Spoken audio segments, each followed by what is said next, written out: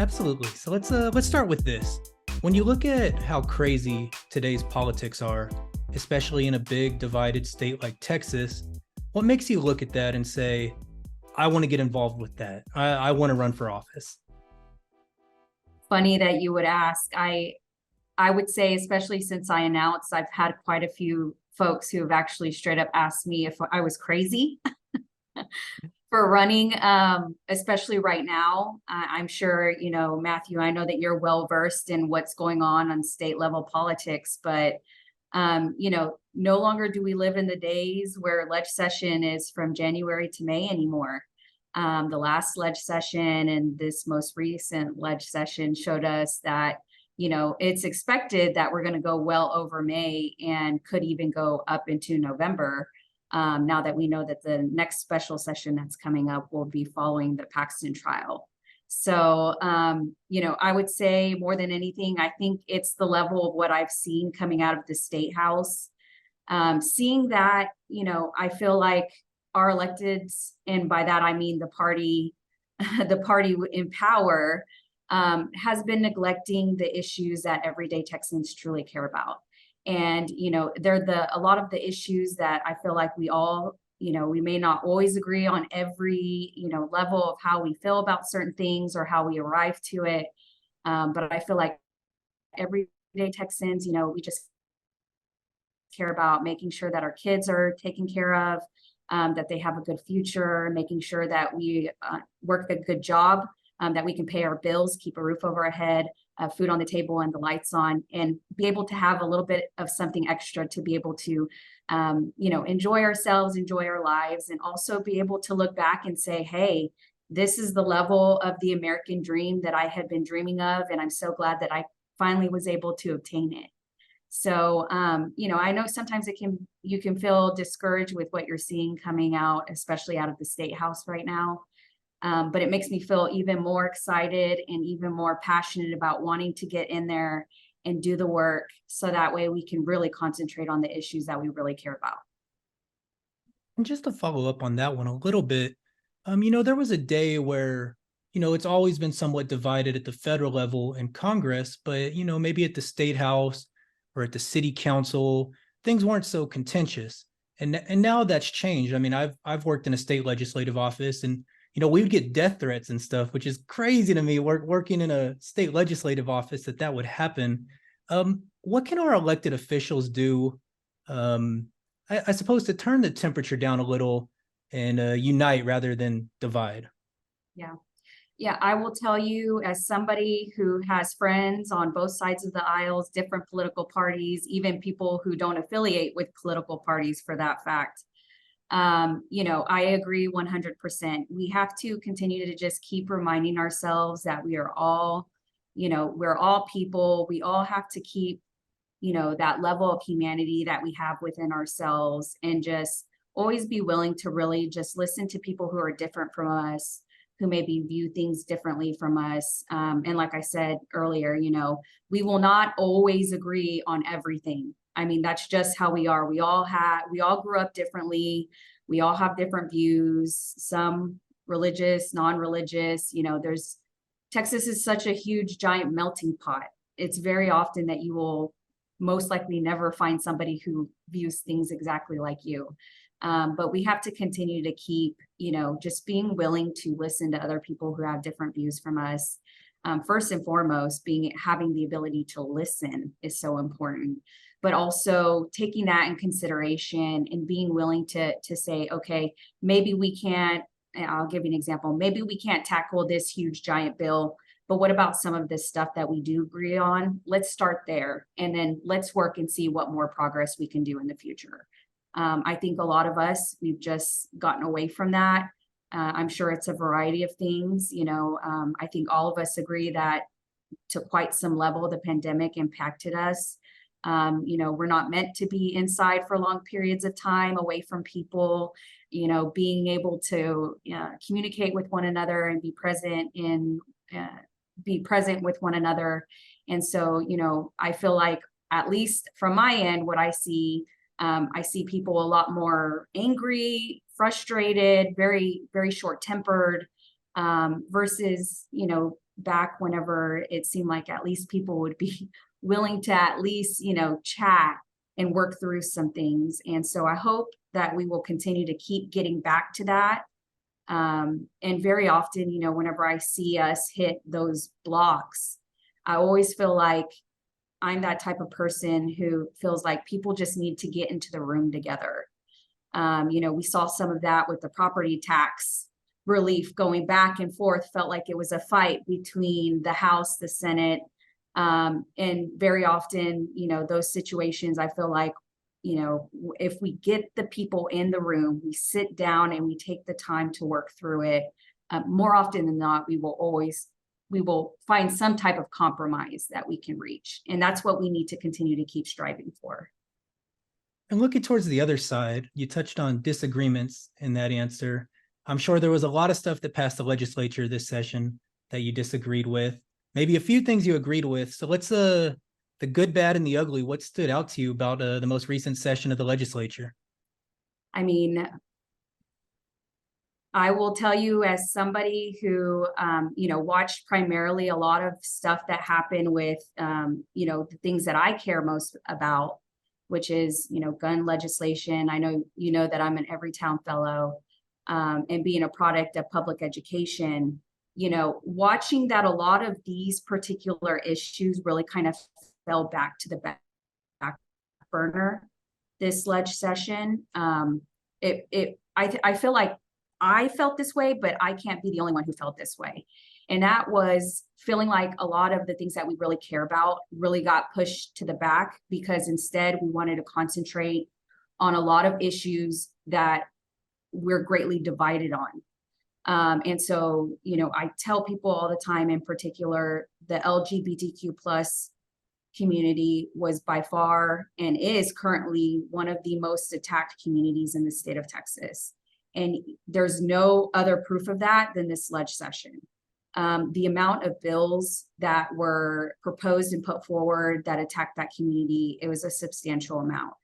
And a lot of the time, a lot of the ledge session, which, like I said, we've only got so much of the session itself, January to May, a lot of it concentrated on those divisive issues.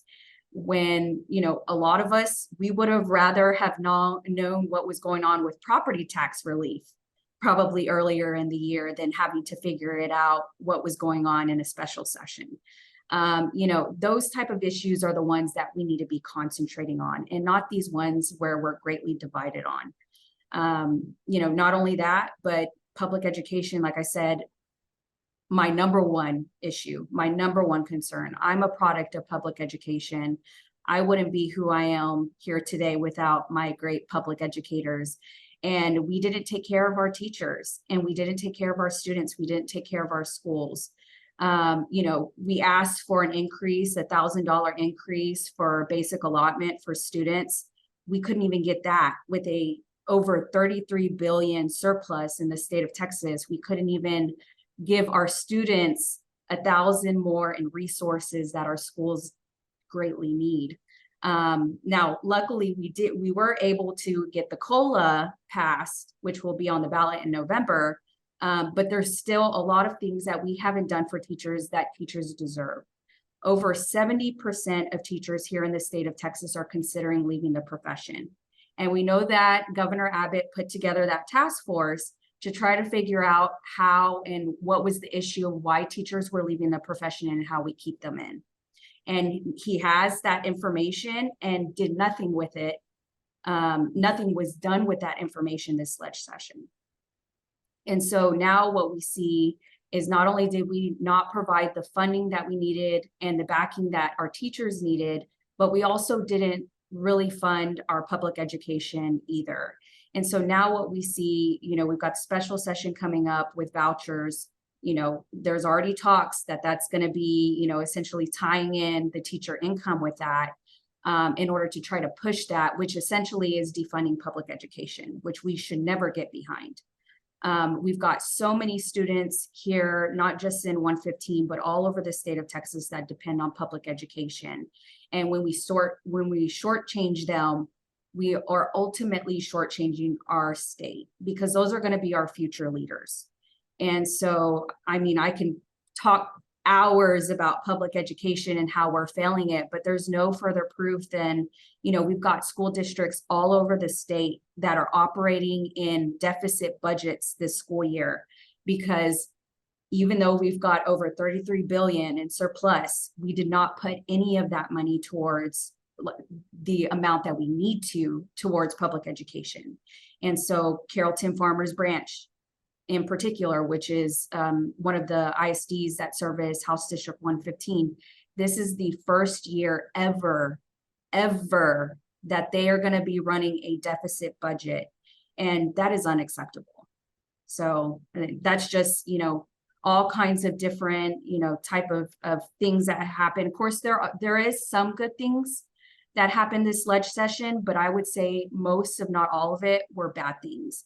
And primarily, like I said, it was the prioritizing the issues that not everyday Texans truly care about. And we got to get back to that. We got to get back to understanding that we have limited amount of time to really take care of the issues that everyday Texans truly care about. And so those need to be the forefront of what we concentrate on.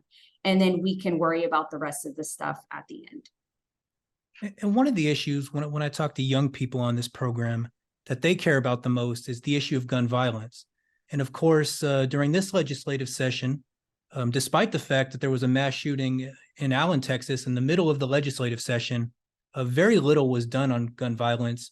In fact, you could argue we went the other way, towards the negative side on those issues. Why, in your opinion, is there nothing getting done year after year, despite the mass shootings in Texas?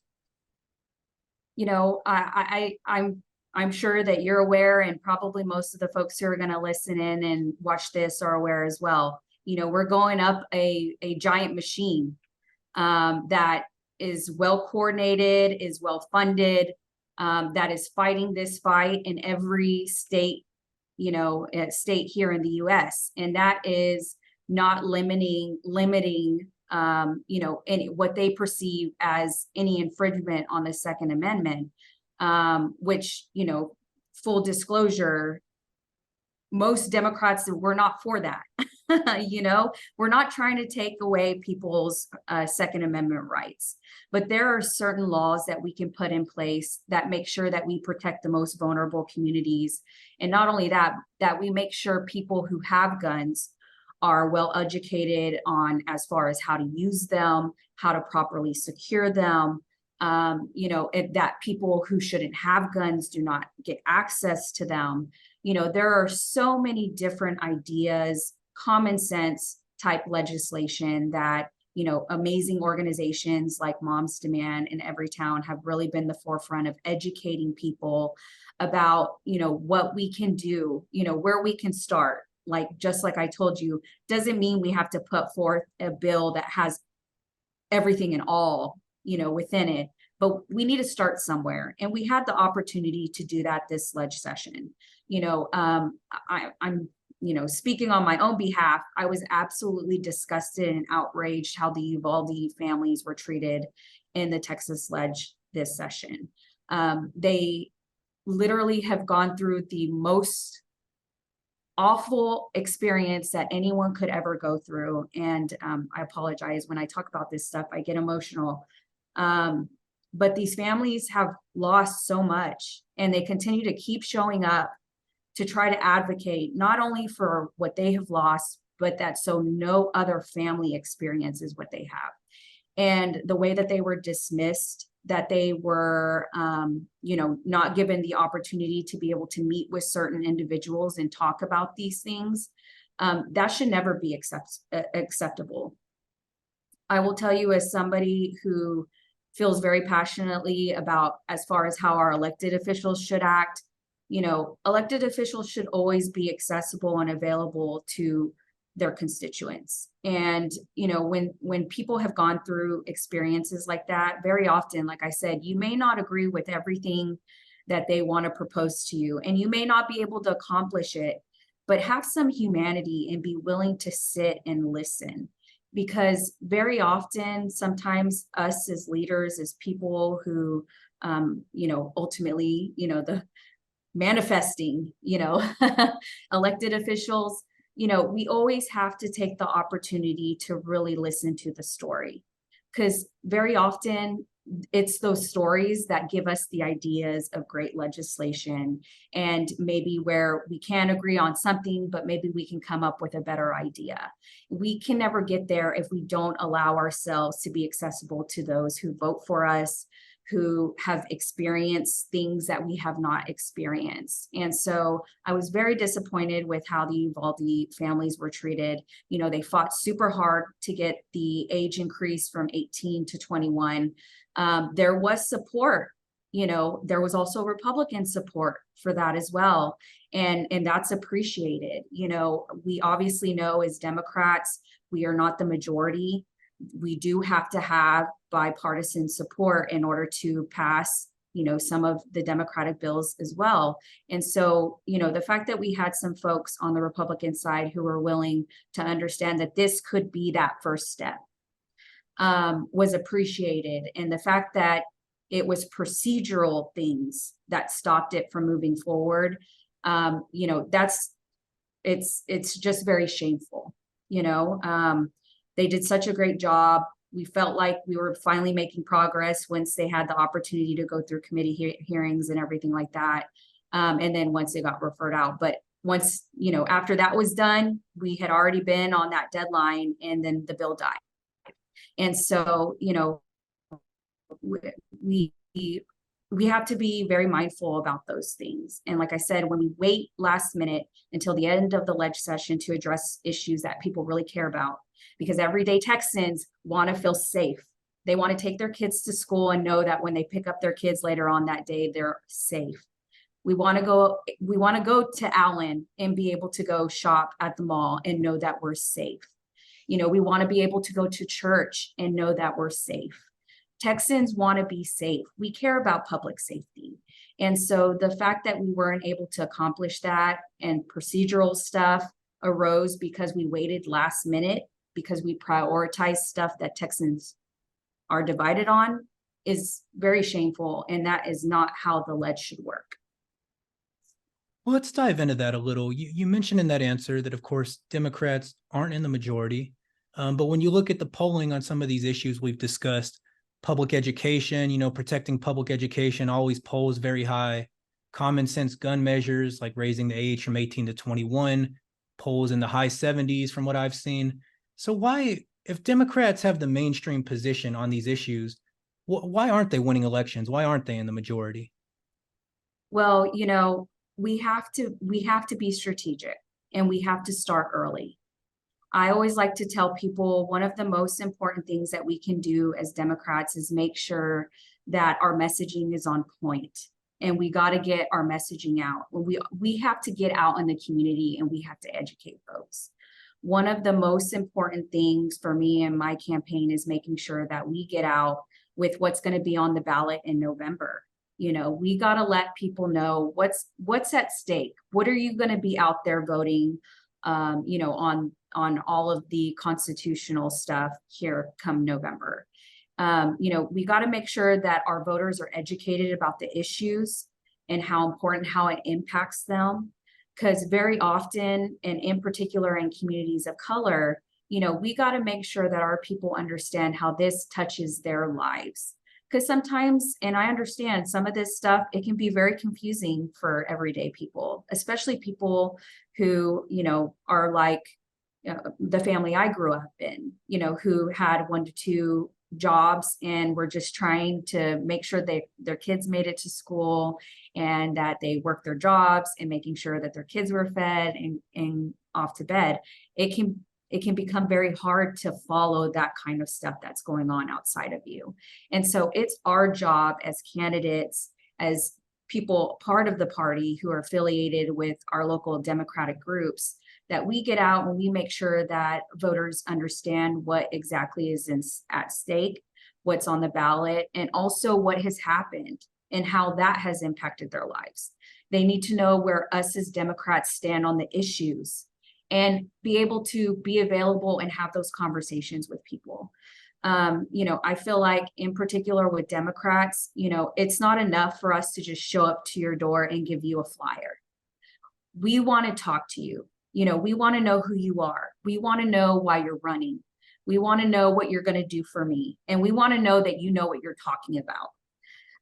Because that's so important, having that knowledge, being that person who's running for the office and already acting like they are already elected, I think is so important. At least I know as a voter, that's how I am. And also I would say more than importantly, especially with Democrats, if I've known, would say in particular, just me being a pretty, I would say, strong Democrat, I always like to see and know what they've done before they run. So, I want to know what's your history, how'd you grow up? What have you done for the community? And what knowledge do you have about the job that you're running for? And so I think all of that stuff's really important in getting out to voters and making sure that they know where we stand on the issues, how it impacts them and why we are the best candidate to carry what their interests, their concerns are to, whatever office that it is that we're running for as a party. So last month, one of your possible future delegation colleagues, Dallas Democrat John Bryant, told Texas Monthly that Democrats aren't fighting hard enough. They've lost the will to fight. They're scared of being cut out of what little legislative crumbs they're getting. They're scared of losing their committee assignments.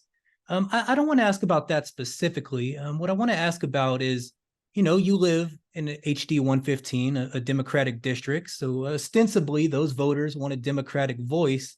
Can you guarantee your possible future constituents that you'll speak your mind and, speak your heart without fear of reprisal?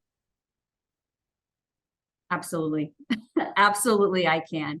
And the proof of that is the level of advocacy that I've already done in the community. And so a lot of these issues, like I told you, public education, public safety, all of those things, homelessness, gun legislation, it's because of all of the group advocacy work that I've done up to this point. And it's, that level of I feel like one of the most important things of being somebody who can be vocal is knowing what you're talking about.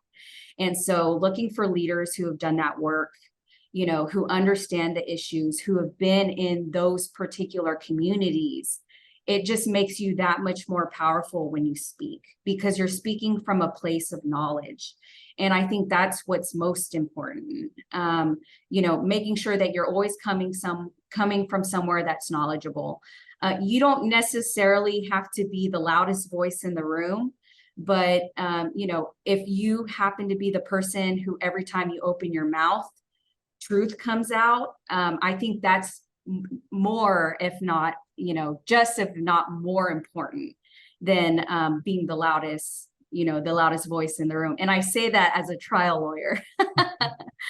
So I think that's so important, making sure that you're able to speak and, speak for, in particular, up against injustices and be that voice of reason, and I feel like I pride myself in being that type of voice. I'm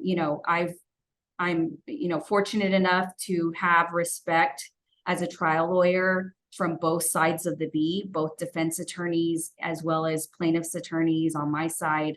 I have respect from them, and that's because I'm respectful, but I am able to get my point across. And anytime that I say something, it's coming from a place, a good place, and it's me sticking to my values, my beliefs, and making sure that I'm doing right for whatever it is that I believe in, whether it's arguing in trial or a motion, or speaking, before a city council on behalf of Everytown as a fellow.